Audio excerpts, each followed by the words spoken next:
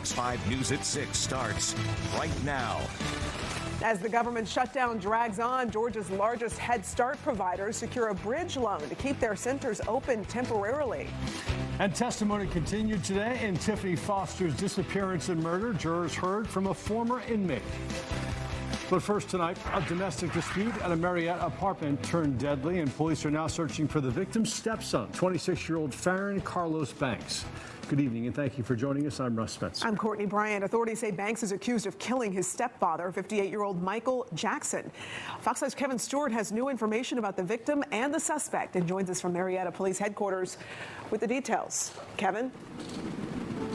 Courtney and Russ, I had a chance to talk to police several times today, and they tell me that as far as they know, the suspect had been living with his family only for the last few months. But as to what they were arguing about, had they been having problems for a while, that's unclear. Here's your suspect, Farron Banks. He's a lanky guy, standing 6'5", 160 pounds, but police call him dangerous. The 26-year-old stepson accused of shooting his stepdad, Michael Jackson, after an argument at their home.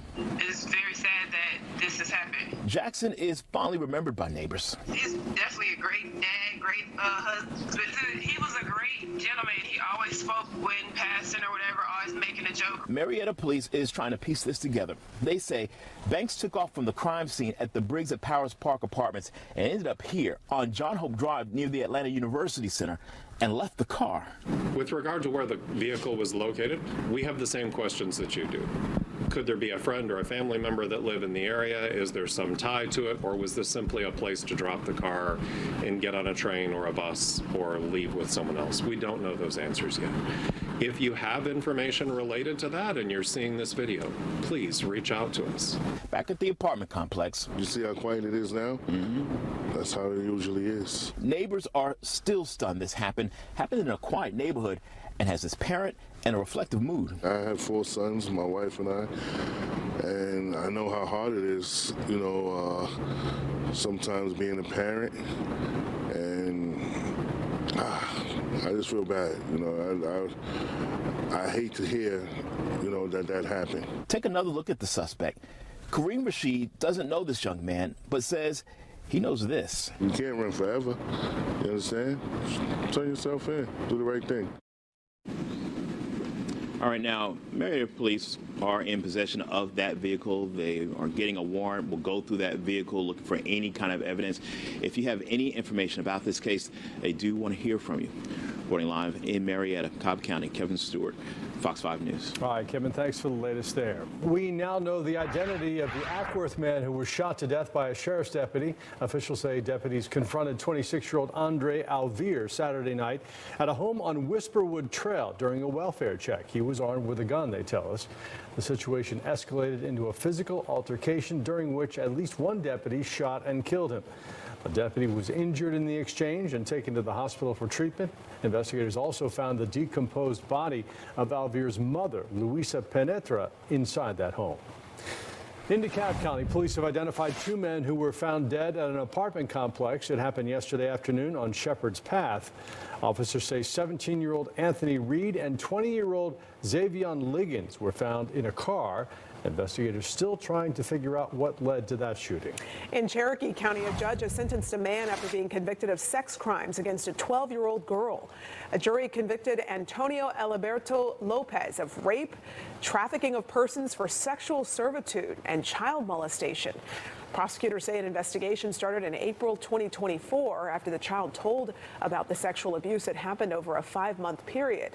Chief Judge David Cannon sentenced Lopez to life in prison. He'll be eligible for parole after serving 30 years and is subject to deportation upon release. A Cherokee County jury found a Marietta man guilty of criminal damage to property in the 2nd degree and criminal trespass.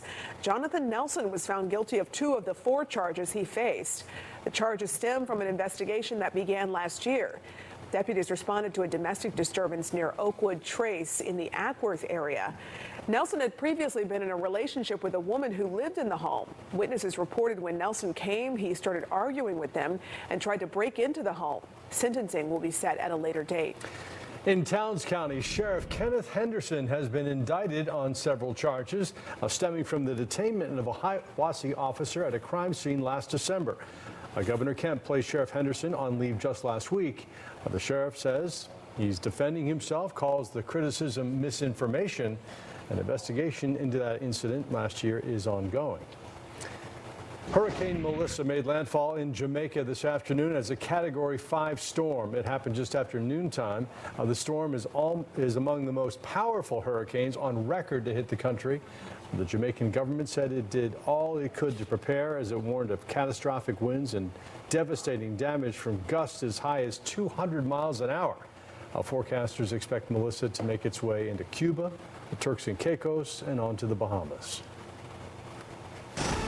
People there really getting hit hard. Let's get out to meteorologist David Chanley talking about that and the weather here in our area. David? All right, yeah, we are looking at this massive hurricane as it moved across Jamaica there, kind of the western side of that island nation, and still a Cat 4 storm right now. In fact, here is the latest on Hurricane Melissa. Maximum winds 145 now, trying to exit Jamaica and head toward eastern Cuba as a Cat 4 storm. Yeah, it is something that we're not getting a lot of reports out of western Jamaica right now, just to see the impact that storm's had with the wind and the torrential rainfall that's still falling over a good part of that country. All right, here's the story right now. For us, just kind of mostly cloudy. We saw a little raindrop every now and then, but overcast kind of takes over. 53 is the current temperature. We only stayed in the 50s today.